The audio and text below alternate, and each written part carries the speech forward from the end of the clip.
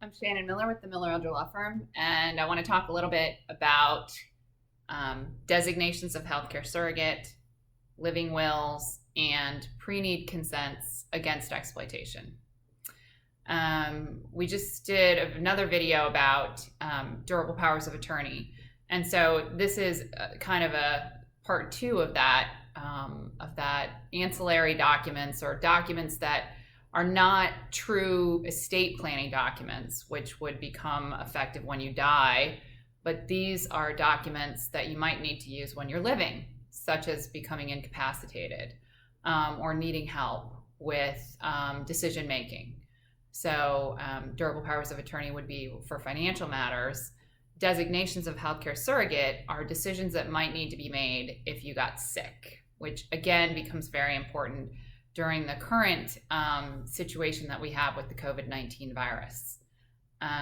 Designations of healthcare surrogate in Florida allow you to designate someone else to make decisions for you when you're unable to make them for yourself.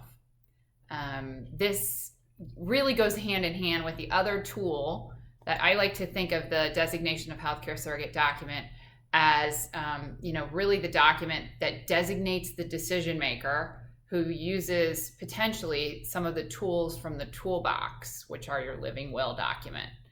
The living will document is a document that says, if I get into one of these three conditions, which are really at the end of your life, persistent vegetative state means there's no brain activity. Terminal conditions means you have a diagnosable condition that's going to kill you.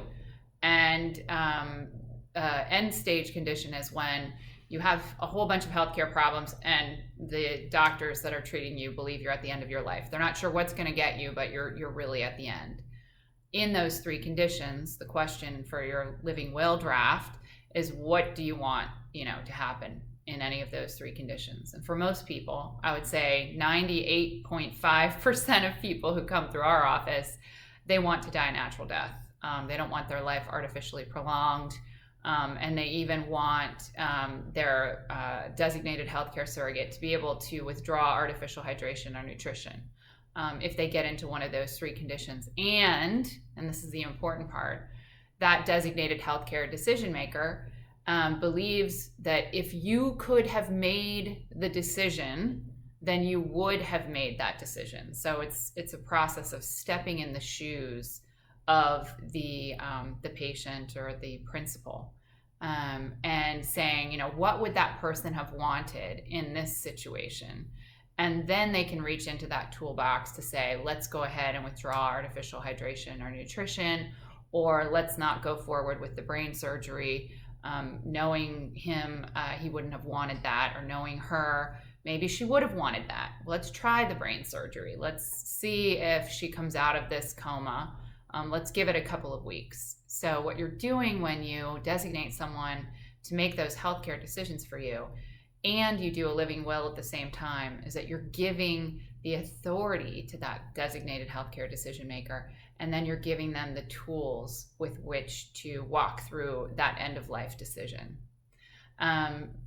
Pre-need consent against exploitation is a document where you say in advance that you have these people that you trust to consent on your behalf, and also to use the consent that you sign when you draft that document, when we draft that document and you execute it, to freeze your assets if you are becoming exploitable, meaning that you're trying to send your money away to somebody or giving it away, and it's out of character for you. You're basically saying, I'm consenting ahead of time that if my brain becomes exploitable, these people can have my permission to lock my stuff down.